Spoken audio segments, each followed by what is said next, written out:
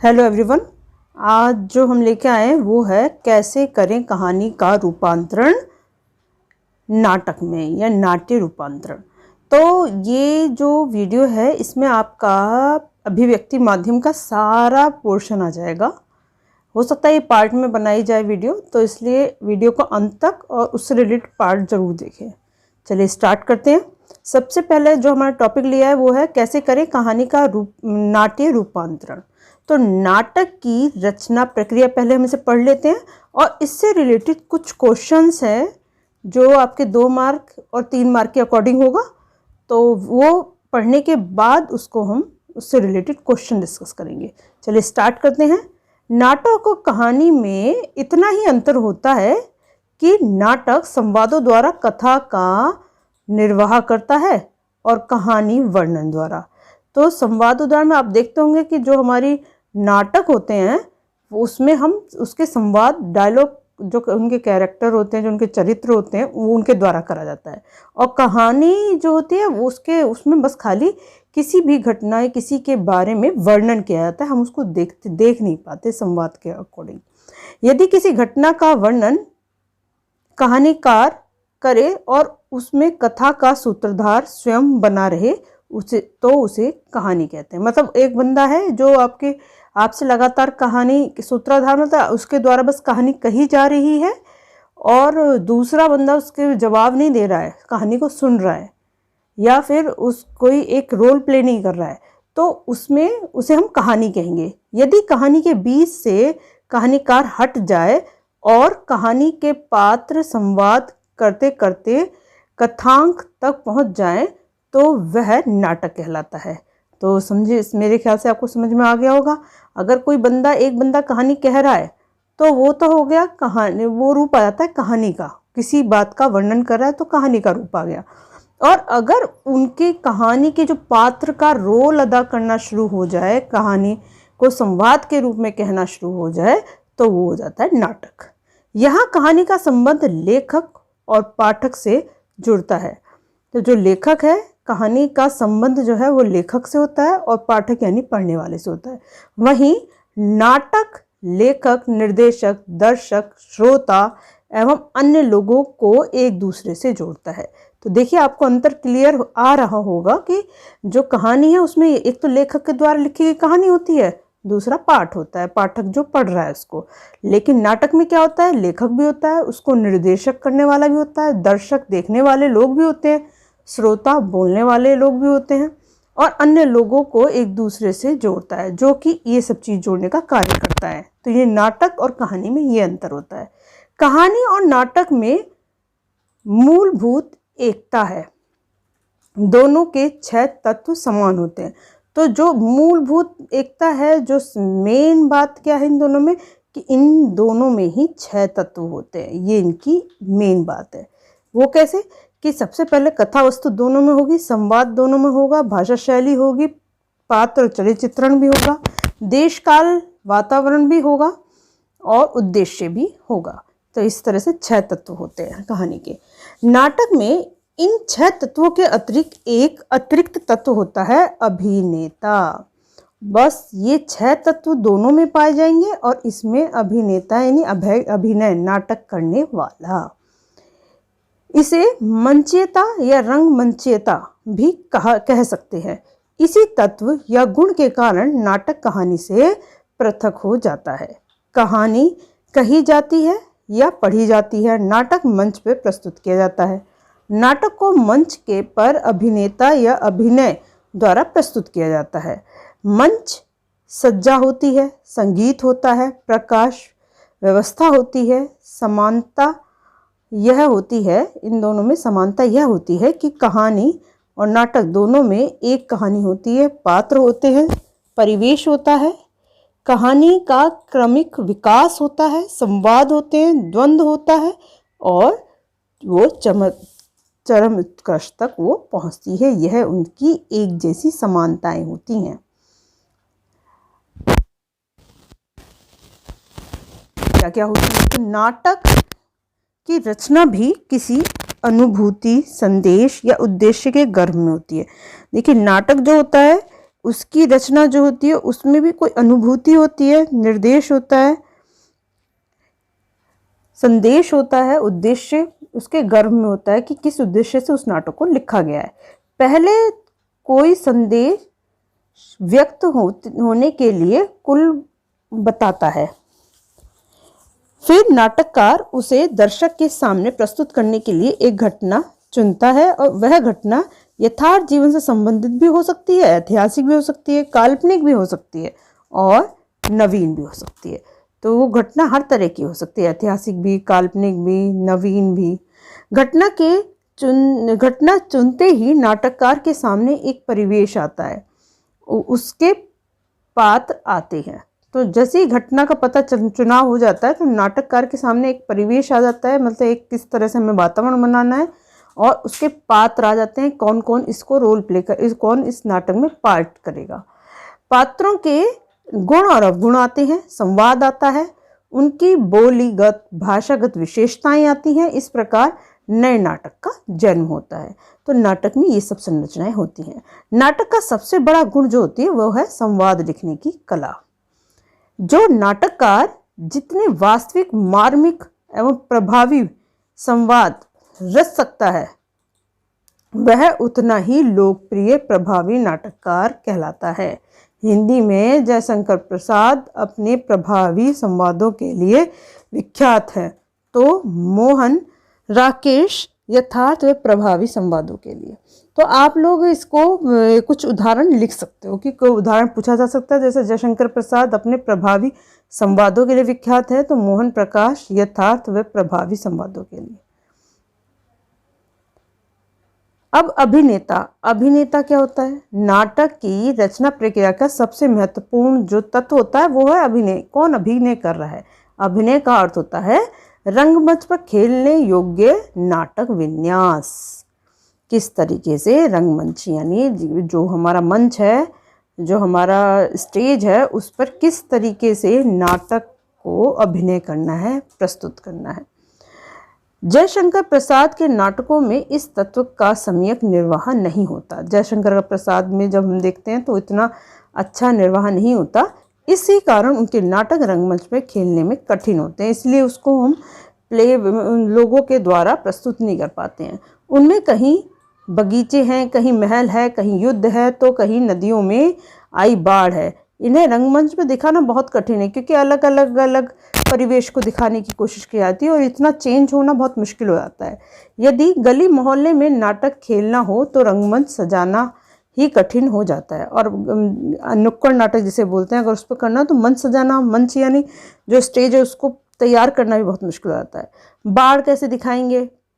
पहले दृश्य में बगीचा, दूसरे दृश्य में महल, तीसरे दृश्य में बाढ़, कैसे दिखाएंगे? यह यदि नाटककार रंगमंच के आवश्यकता के अनुरूप नाटक की रचना करे तो उस अभिनीत करने योग्य बनाए तो सफल नाटक का रचना हो सकती है। अगर जिस तरह से इस तरह से नाटक को तैयार किया जाए कि उसी तरह से मंच भी तैयार हो जाए तो वो एक सफल नाटक कहलाता है।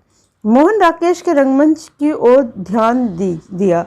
उन्होंने नाटकों की घटनाओं को इस तरह प्रस्तुत किया है कि रंगमंच को आराम से सजाया जा सकता है, गांव में नाटक खेले जा सकते हैं। इसके लिए उन्होंने दृश्य की विविधता को कम किया है, प्रयत्न किया कि नाटक का सारा कार्य व्यवहार एक ही स्थल पर हो, एक ही स्थल यानी एक ही स्थान पर कार्य किया जाए।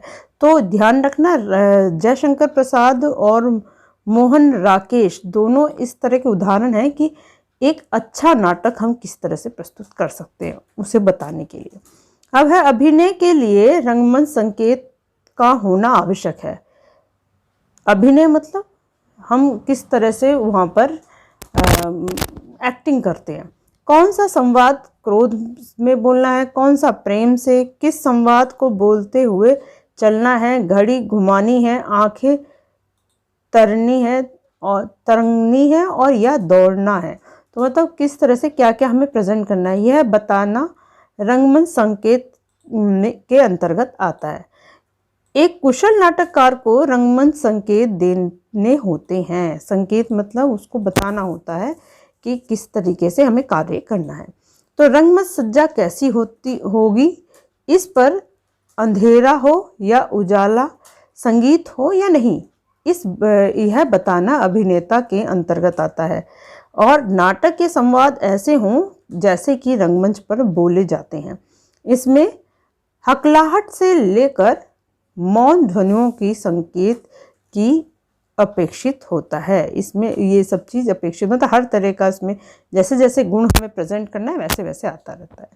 तो कुछ प्रसिद्ध कहानीकार जिनका सफलतापूर्वक नाट्य रूपांतरण हुआ, तो कुछ ऐसे हैं जैसे डिप्टी कलेक्टरी, ये अमरकांत द्वारा लिखा गया है। वेरेन हिस्ट्रिंग का सांड, उदय प्रकाश। ईदगाह प्रेमचंद। चीफ की दावत भीष्म साहनी। दुविधा विजयदान देथा। मोटेराम शास्त्री प्रेमचंद्र। टोपा टेक सिंह मंटो। कफन प्रेमचंद। बड़े भाई साहब प्रेमचंद्र। मोहनदास उदय प्रकाश। और धूप का टुकड़ा 1.5 इंच ऊपर, वीक एंड, ये निर्मला वर्मा द्वारा लिखे गए कुछ रूपांतरीय नाटक हैं। रुपये तुम्हें खा गया, भगवती चरण वर्मा द्वारा। और अंत में प्रार्थना, उदय प्रकाश द्वारा। तो अब इससे रिलेटेड कुछ क्वेश्चन जो कि 2 मार्क के आते हैं वो कुछ इस प्रकार से हैं। नाटक में वह कौन सा तत्व है जो कहानी को नाटक बनाता है, तो वो है संवाद तत्व, जो कहानी को नाटक बनाता है। कौन सा तत्व कहानी की तुलना में नाटक से अतिरिक्त होता है, तो वो है अभिनय तत्व। हमने पढ़ा था अभिनय तत्व जो नाटक की तुलना में, कहानी की तुलना में नाटक में अतिरिक्त होता है। अभिनेता से क्या समझते हैं? रंगमंच पर खेलने की योग्यता को अभिनेता कहते हैं। हिंदी में सबसे पहले नाटक की अभिनेता पर किसने ध्यान दिया? हिंदी में सबसे पहले नाटक के अभिनेता पर मोहन राकेश द्वारा ध्यान दिया गया था। नाटक और कहानी दृश्य है या पाठक व श्रव्य। तो नाटक दृश्य साहित्य है, इसका आनंद देखने से मिलता है और पढ़ने या सुनने से नहीं। कहानी दृश्य या श्रव्य साहित्य है, इसका आनंद दोनों माध्यमों से मिलता है। अब नेक्स्ट क्वेश्चन है आपका, अभिनेता न होने से नाटकों में क्या दोष आता है? तो अभिनेता अर्थात रंग संकेतों का अभाव में नाटक पढ़े तो जा सकते हैं किंतु खेले नहीं जा सकते। तो रंग संकेतों से क्या आशय है? रंग संकेत होता है, उसके अंदर क्या क्या आता है? रंग संकेत के अंदर क्या क्या आता है? मंच सज्जा आती है, पात्रों की वेशभूषा आती है, संवाद बोलते हुए उनकी भाव मुद्राएं व गतिशीलता का वर्णन। तो ये हमारे इसके अंतर्गत आती है। अब नेक्स्ट क्वेश्चन है आपका,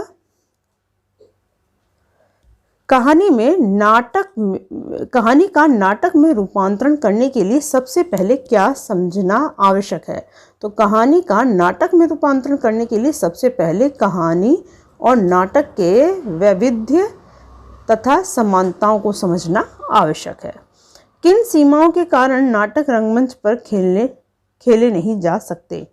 तो नित्य बदलते बड़े बड़े दृश्य के कारण, आगजनी, बाढ़, नदी, शेर, बाघ, चीते, हाथी आदि पात्रों के कारण नाटक रंगमंच में नहीं खेले जा सकते। बहुत विविधता होने से प्रॉब्लम आती है।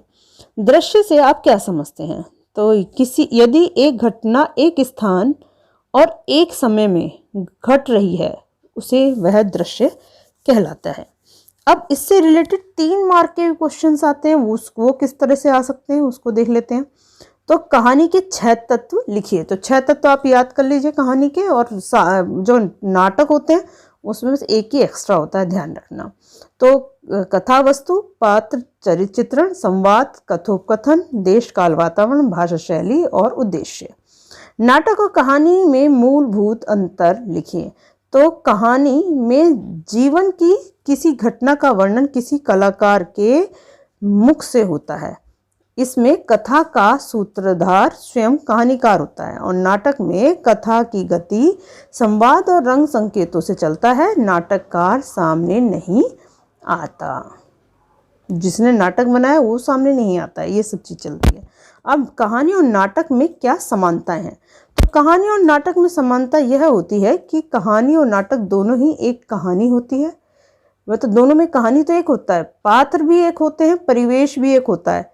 कहानी का क्रमिक विकास होता है, सेम वैसी जैसे कहानी का विकास हो रहा है वैसे ही हमारे नाटक का विकास होता है। संवाद होते हैं, द्वंद्व होता है, चरम उत्कृष्ट होता है, सब यही होता है। यह इस तरह हम देखते हैं कि नाटक और कहानी की आत्मा कुछ मूल तत्व ही हैं, एक ही मूल तत्व है। यह आवश्यक है कि कुछ मूल तत्व जैसे द्वंद्व नाटक में जितना और जिस मात्रा में आवश्यक है उतना ही संभवतः कहानी में नहीं है। तो जो द्वंद्व नाटक में दिखाई दे सकता है वो कहानी में नहीं दिखाई दे सकता। इसका मूल तत्व जैसे द्वंद्व है वो जितना और जिस मात्रा में आवश्यक है उतना संभवतः कहानी में नहीं होता, क्योंकि जो हम प्रेजेंटेशन करेंगे, जो हम नाटक को प्रेजेंट कर रहे हैं वो थोड़ा सा उसमें अंतर आ जाता है। कहानी और नाटक में रूपांतरण करने की प्रक्रिया को संक्षेप में समझाइए। तो कहानी को नाटक में रूपांतरण करने के लिए सबसे पहले कहानी के विस्तार कथा वस्तु और समय स्थान के आधार पर विभाजित किया जाता है। कथा वस्तु उन घटनाओं का लेखा जोखा है जो कहानी में घटती हैं। कथा वस्तु से कहते हैं जो कथा लिखी जाती है, स्टोरी जो लिखी जा रही है। कथा वस्तु के सामने रखकर एक एक घटना को चुन चुन कर निकाला जाता है और उसी आधार पर दृश्य बनाए जाते हैं। तो जैसे जैसी कथा होती है वैसी वैसी उसमें से निकाल के उस दृश्य को तैयार किया जाता है। प्रत्येक दृश्य एक बिंदु से प्रारंभ होता है और उसका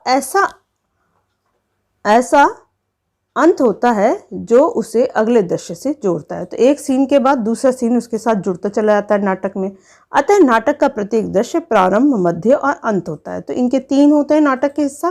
प्रारंभ होगा, फिर मध्य में घटित घटना होगी, फिर उसका अंत हो जाता है। कहानी को नाटक के रूपांतरण करते समय कहानी के पात्रों की दृश्यात्मकता, नाटक के पात्रों में उनका प्रयोग किया जाना चाहिए। संवाद छोटे, प्रभावशाली, बोलचाल की भाषा में होनी चाहिए।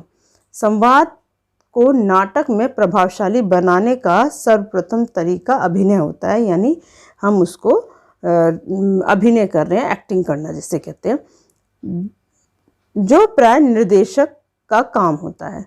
स्थानीय रंग में संवादों को रंग कर चित्रण को परिमार्जित किया जा सकता है।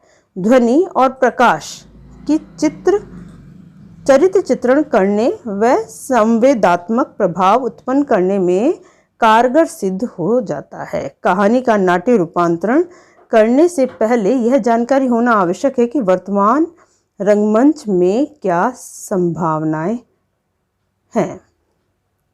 तो ये देख लीजिए वर्तमान रंगमंच हम कैसे कैसे यूज़ कर सकते हैं। यह तभी संभव है जब बड़े अच्छे नाटक देखे जाएं। इसीलिए रूपांतरण का पहला पाठ यही हो सकता है कि अच्छे नाट्य प्रस्तुतियां देखी जाएं। अब क्वेश्चन नंबर 5 है कि परिस्थितियां, परिवेश, पात्र और कथानक से संबंधित विवरणात्मक टिप्पणियों को समझाइए। तो विभिन्न प्रकार के विवरणों को नाटक में स्थान देने के अलग अलग तरीके होते हैं। उदाहरण के लिए विवरणात्मक टिप्पणी यदि परिवेश के बारे में उसे मंच सज्जा के अंतर्गत लिया जा सकता है या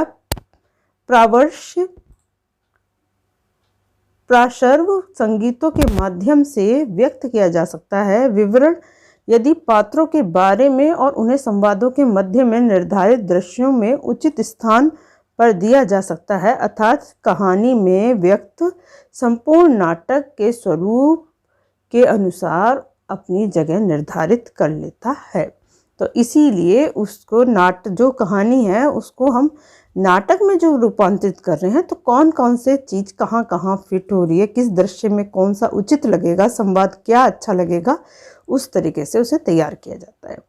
अब क्वेश्चन नंबर 6 है, कुछ प्रसिद्ध कहानीकारों और उनके कहानियाँ व कहानीकारों के नाम लिखिए जिनका सफलतापूर्वक नाट्य रूपांतरण हुआ है। तो कुछ प्रसिद्ध कहानीकार और उनके कहानियाँ के नाम निम्नलिखित हैं जिनका महत्वपूर्ण सफलतापूर्वक नाट्य रूपांतरण हुआ है। जैसे चीफ की आप इसमें से कुछ लर्न कर लेना। जैसे चीफ की दावत भीष्म साहनी है, कहानियाँ लिखी थी, कहानीकार भीष्म साहनी है। टोबा टेक सिंह, मंटो, डिप्टी कलेक्टरी अमरकांत,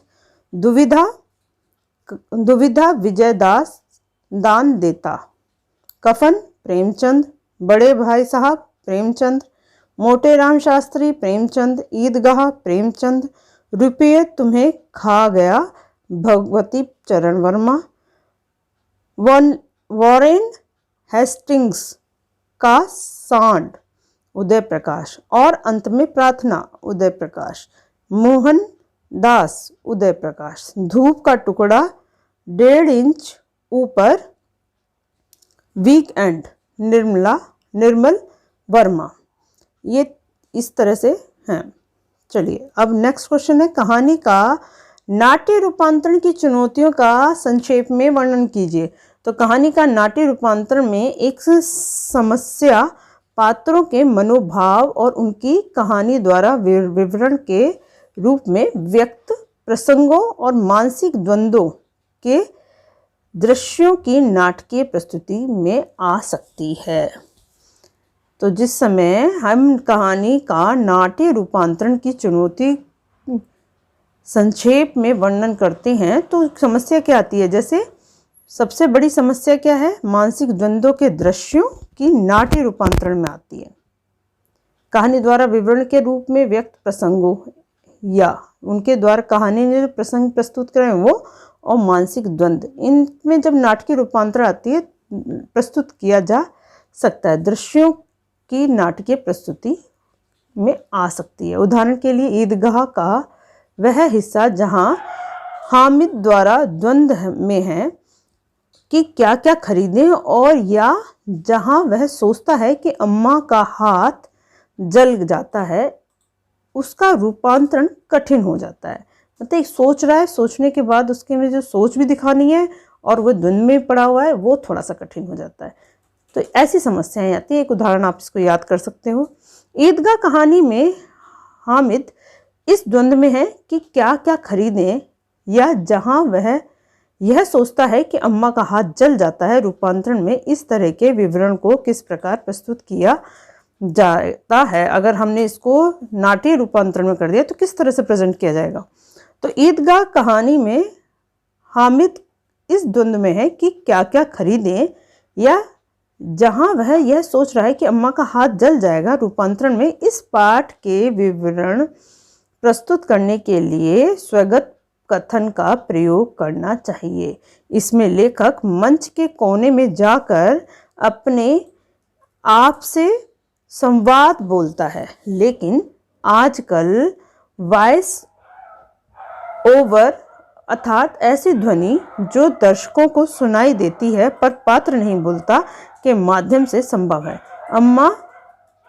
अम्मा वाले अंश के लिए फ्लैशबैक शैली का उपयोग किया जा सकता है, तो वॉइस ओवर का। ठीक है, चलिए ये आपका तो हो गया कहानी से नाटक में रूपांतरण। अब कैसे बनता है रेडियो नाटक, तो ये जो पॉइंट है ये वाला टॉपिक हम लेंगे नेक्स्ट वाली वीडियो में। चलिए आज के लिए बस इतना ही। धन्यवाद। चैनल को लाइक करें, शेयर और सब्सक्राइब करना बिल्कुल मत भूलना।